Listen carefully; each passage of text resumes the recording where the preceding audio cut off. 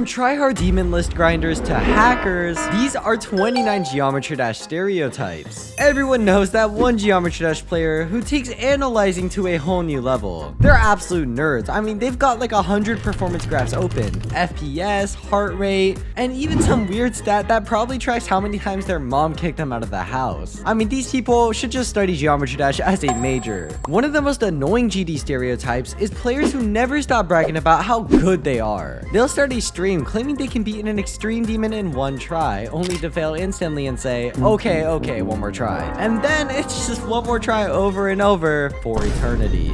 Okay, the tryhards are the easiest to spot. If you're in Discord with them, they'll mash their keyboard like their life depends on it. They'll sweat through every level, stream their gameplay, and grind insane levels, beating the hardest demon like it's absolutely nothing. But whether they win or lose, you better prepare your ears, because the moment they react, it's gonna be the loudest noise in the universe. Okay, the perfect map for this type of player would be one with no obstacles at all, because every time they die, they blame it on something else. They'll say they heard a small noise, or the wind, or even blame random lag spikes for their mistakes. Like, come on, we all know you're just a noob. Star grinders are easily one of the most dedicated players in the game, playing levels just to rack up as many stars as possible. And with platformers introducing the same mechanic, they've taken this obsession even further, now chasing after every single moon they can find. Okay, players who only create levels are basically retired Geometry Dash players who claim the game is too stressful, so they take a more peaceful approach by making custom maps instead. But let's be real, most of these maps are terrible. Like, bro, you're not 70 years old, just play the game. Some players always find an excuse for their losses, and in rhythm games, it's no different.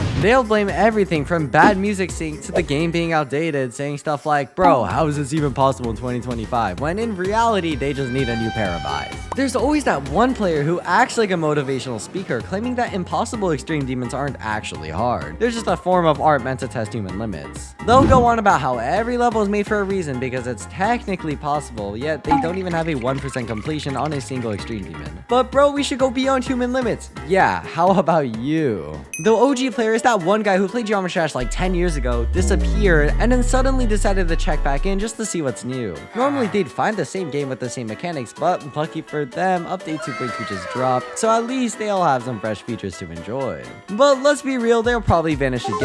See you in another 5-10 years. Orb and diamond grinding players literally can't go a day without opening a chest. Every time it's like, hold on bro, I gotta open this chest real quick. But for real, these players love free stuff, collecting orbs just to spend them on icons. And let's be honest, most of these icons are either completely useless or just straight out ugly. And then there's diamonds, which don't even really do anything in the game, but they don't care. Funny enough, a lot of them probably came from Geometry Dash World, where the grind for free rewards started. Some players are so obsessed with platformer levels that is all they play. If they could, they'd probably give RobTop a Nobel Peace Prize for it. Finally, they can take a break from sweating through impossible levels and just enjoy the game. In fact, some of them are so obsessed with it that they probably wouldn't mind if the entire game was just platformer mode, and honestly, they might not be wrong. But speaking of players who do anything but actually play Geometry Dash in its normal game mode, there's also the minigame players. These are the ones who hunt down the craziest minigame levels, basically playing other games inside Geometry Dash. And honestly, I don't blame them, because some of these levels are straight up masterpieces. And even Fortnite and Geometry Dash just dropped. Some players have no reason to play Geometry Dash properly because all they do is spam through zero effort levels just to farm coins. They refuse to put in any real effort and only care about collecting free rewards. But the funniest part, they'll brag about how many coins they have, acting like they're pros, until the entire group chat exposes them for cheesing their way through the game. Speaking of which, we all know that one player who just can't play without hacks. They love streaming their skill while casually pulling off impossible wave spam parts like it's nothing. And if you call them out for using no clip or speed hack, they'll just play dumb.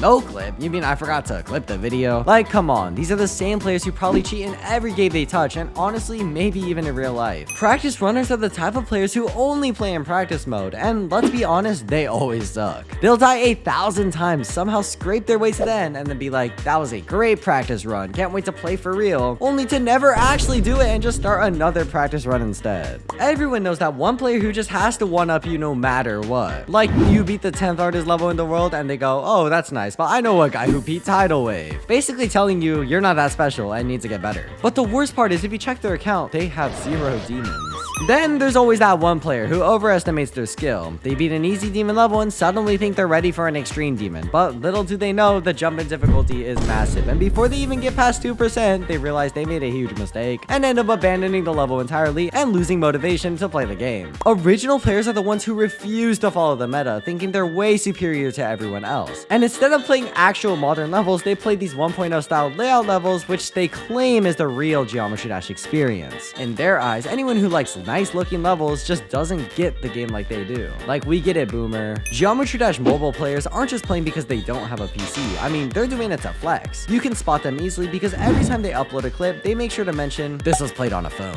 And when you talk to them, they won't just say they beat an easy demon. They'll add, but I did it on mobile, as if that somehow makes it harder than an extreme demon. Everyone hates that one annoying kid who does nothing but hate on everything and everyone. These players, usually around 13, 14 years old, roam around Geometry Dash and the internet spreading negativity like it's their full-time job. From creators to players, no one is safe from their pointless criticism, and honestly, I wouldn't be surprised if they didn't have a single friend. The joke over user is the type of player who can't resist spamming the same joke over and over again. Like, under every comment section, they're posting, haha, 54 saws go ver joke. So yeah, comedy isn't exactly the blessing of Geometry Dash players, especially for these guys. Reposters are those players you notice outside of Geometry Dash constantly posting memes and jokes that are usually months or even years old, and let's be real, they're rarely funny. Stuff like the why can't I open GD on iOS joke. Yeah, we've heard it way too many times. Most of the time, these reposts come from newer players just trying to fit in with the community, but it just feels like they're missing the point. But have you ever encountered that guy who wants you to send your icons so we can rate them? Yeah, those guys. The Geometry Dash community isn't proud that we have them, and most of the time they go around acting like they're the professional icon raters. In the end, they'll just say, looks nice, my rating is 2 out of 10. And of course, you have that one brain rot YouTuber who thinks he's funny when he actually isn't. He just keeps overusing the same jokes over and over, but the funniest thing about this YouTuber is his life. Wait, that seems oddly familiar. Everyone knows those players who claim their mouse never clicks when it should, right? They load into a game, make a play, die, and then say, oh, my mouse didn't click, bro. But somehow you never actually see them switch to their keyboard. Yeah, it's pretty suspicious if you ask me. But they're not as suspicious as players who claim they completed the hardest extreme demon levels in Geometry Dash, only for them to say they didn't record it because they were doing it just for fun. But when you ask them to show proof, like an account with 100%, they'll say they did it on an account they logged out of. Long story short, they're lying, or they're just hacking. There's always that one challenge-making YouTuber who gathers a huge crowd of players and makes those epic challenge videos where they try to complete levels together, usually in a group of 100. The worst part, these YouTubers just keep hopping from level to level, doing the same thing over and over with the Globe mod for Geometry Dash, which lets players play levels in multiplayer. But even though this mod is cool, it's honestly just so overused in these challenges. But if you do want to see some videos with it, let me know.